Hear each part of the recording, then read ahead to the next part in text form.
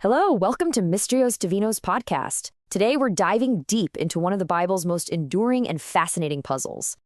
We're heading into the book of Revelation, a book, filled with strange beasts, epic cosmic battles, and some very, very specific numbers.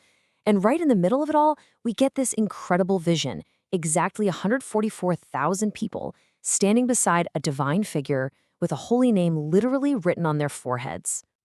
I mean, that's the question, isn't it? For centuries, this single verse has sparked endless debate and some wild theories. Who exactly are these 144,000? Is this a literal head count, or is there something else going on here? Well, to even begin to crack this, you have to understand that in the book of Revelation, numbers are almost never just numbers. The author is obsessed with the number 12, which stands for completeness, for divine order. Think about it, the 12 tribes of Israel, the 12 disciples of Jesus, it's a power number. So, this number, 144,000, it's not random at all. It's a masterpiece of symbolism. It's 12 times 12, which is then multiplied by 1,000. It's a number literally built to scream ultimate, perfect, wholeness, but on a massive, almost unimaginable scale. So the text actually gives us a handful of really specific clues. In chapter 7, they are sealed for protection, and we're told they're made up of 12,000 people from each specific tribe of Israel. Then later in chapter 14, they show up again, this time standing victorious on Mount Zion, singing a brand new song that nobody else can even learn. And then there's this really curious detail. They're described as virgins. You see, every single one of these details is a clue in this grand mystery. The special seal, that exclusive song, the vow of celibacy, they all point to this group being completely set apart. They're an exclusive club with a very special role to play in this whole cosmic drama. Okay, let's start with clue number 1, the seal. The Greek word here is sragis. Now, in the ancient world, a sragis was a big deal. It was a mark of ownership, of authority, kind of like a king pressing his signet ring into wax on an official document. But it was also more than that. It was seen as a powerful form of supernatural protection, a mark to ward off evil. This whole idea comes straight out of the book of Ezekiel, where an angel marks the foreheads of the faithful to save them from a coming judgment. And this is where the author of Revelation does something absolutely brilliant. He creates this perfect, stark contrast. The 144,000 get the stragis, this divine seal of protection and ownership. But the followers of the beast, they get something called a charagma, a word used for branding cattle or for an emperor's stamp on a coin. It's a cheap copy, a worldly brand that ties you to a corrupt system, not a heavenly one. Okay, so they're sealed for divine ownership. That makes sense. But that leads us to maybe the most confusing clue of all. Why the focus on them being virgins? What in the world could celibacy have to do with this apocalyptic vision?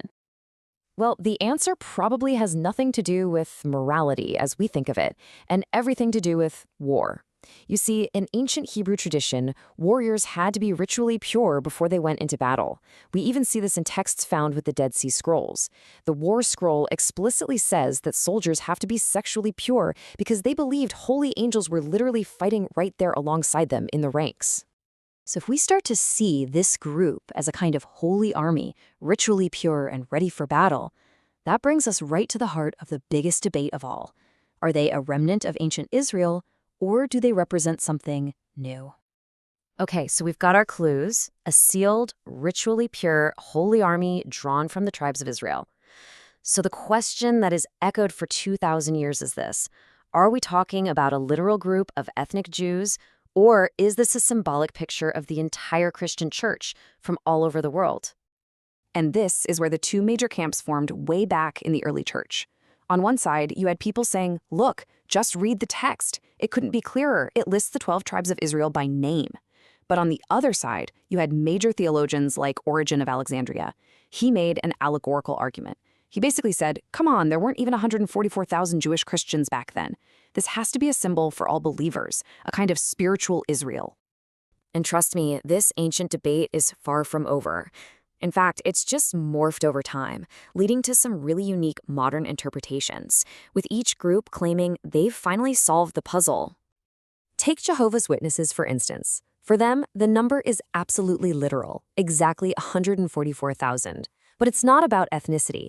They believe these are the members of a special anointed class of faithful Christians who were chosen to rule with Christ in heaven, while the rest of the faithful will live on a paradise earth. Then you have a view that's really popular in some evangelical circles, the kind of theology you might see in books like the Left Behind series.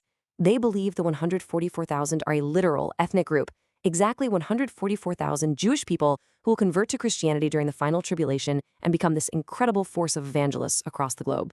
And finally, there's another major view that says the number is purely symbolic. It's not a literal count of anybody. Instead, it's a perfect number representing the completeness of the church, every single one of God's people, from every tribe and every time period, all gathered together. Now, all these modern theories are fascinating, but if we really want to get close to what the author originally meant, we have to do our best to go back to the world in which he was writing. This quote from the scholar David Frankfurter is, I think, the key that unlocks the whole thing.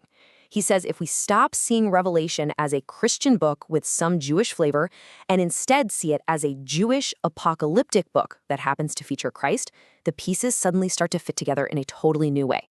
When you look at it through that first-century Jewish lens, the evidence points pretty strongly in one direction. The careful tribal organization, that intense focus on ritual purity for battle, the structure that looks just like a war census from the Old Testament, it all fits perfectly with what people at the time expected the end of the world to look like. The 144,000 are a symbolic holy army, representing the restored, purified tribes of Israel, ready for that final showdown.